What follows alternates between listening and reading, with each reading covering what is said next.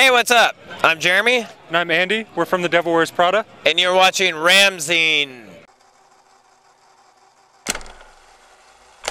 Vicky here for Ramzine and with Jeremy and Andy of the Devil Wears Prada. How are you guys today? We're wonderful. Very good, yeah. The show went great, so yeah, having a good evening now. Yeah, it's always better to talk after the show when it was awesome. It's like, yeah, today's great. You're not like, uh-oh, I hope it doesn't suck. Yeah. And how many times have you played at Download now? This is our third time. So we played in 2008 a long time ago, and then we opened the main stage like 6 years ago, and then now we're here. So we're not going to wait that long next time, I think. Yeah, hopefully sooner. What's Download like in comparison to some of the ones abroad, so festivals? As far as compared to America, it's like night and day. We're just kind of figuring out now how to do the big rock festival thing. Okay. There's not really any camping involved with most festivals in America as well. Like, it'll be a weekend thing, but it's in a city where everyone just hotels and stuff. So definitely a different vibe out here. Yeah, we had a guitar tech from Nottingham who would tell us about coming here when he was a kid and like bottling bands and stuff and just being a ruckus. So it's just part of the lifestyle. For us, like, yeah, Warped Tour and stuff, it's just really not the same. It's not on the caliber that this is, you know, where it's like... I kind of wonder if UK people are a bit more like rowdy in the crowd. Well, yeah, they certainly love their drinking, that's for sure, yeah. For sure. Like, but we're kind of like that too, so we don't mind. That's all right then. Good time. Have you had a chance to go around the campsites? Because that's where the true carnage is. No, so we played this festival the first time with Day to Remember. We were on the same bus, and we went and like partied around the campsite, and we're like doing the whole thing. Somebody gave us a bottle of whiskey. We drank the whole thing, and Neil from Day to Remember got really sick the next day, and everyone was like, "What was he taking? What was he taking?" We're like, "Nothing. He didn't even do anything." It was like a whole thing. It was hilarious. It's probably just really strong alcohol. Like, yeah, it was like some kind of like bum wine or something. I don't know that somebody was giving us like what is that Scottish kind of wine that they drink that's weird? I don't know. It's weird. Not sure. So to talk about your new release, Transit Blues, the song that stood out to me, and I think like because of like current events and things like that, was Lock and Load. Ah, true. Yeah. So I wondered if you could explain a bit about what that song's about. I think the big part of it is that him and Mike and I all live in Chicago, and we've been there for probably 8, 9, 10 years, something like that now.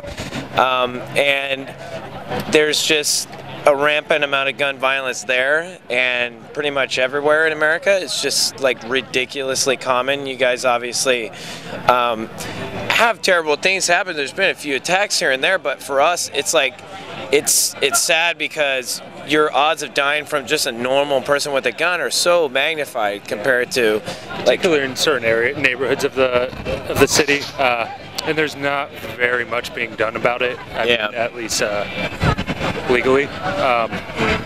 And there's a lot of checks and regulations that could be in place. It's a bit aside the point. But yeah, it's just, you can't wake up and just read about that every day and feel like numb to it, you know? Yeah. I think for him it's about that, and just about like being angry and saying this isn't a political stance for us to not want death for people. It doesn't feel like that. So I don't think it's supposed to be preachy. It's more just, hey, this is happening whether you acknowledge it or not. Like other countries are figuring it out. They've dealt with it.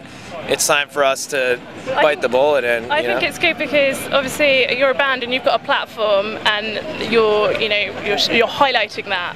And I think that's the best thing that bands can do sometimes. So. Well, thank you. Yeah, I mean, we try not to be too preachy on stuff, but what are you gonna do when that happens? You know what I mean? It's just, it's out of control. But talking about song subject matters anyway, I think you've got some quite interesting ones, and I saw the video where you explained about the subject matter, my daughter, and I thought that was just like, I can't imagine like anyone ever like thinking of that. Oh yeah, when he came to us, I'm just like, wow, that is like, ooh. I told my wife, she's like, what? That's crazy. But he's cool like that, just the way he sees things in the world. He's just a writer. Like some people are wired that way, where they're just quiet and sit back and observe things, and they just, I think the biggest thing for writers is not that they just pull things out of anywhere. It's that they have experiences and they're able to relate them better than we are as normal people. So he's always been really good at that. He's gotten better and better and better over the years, and his influences are like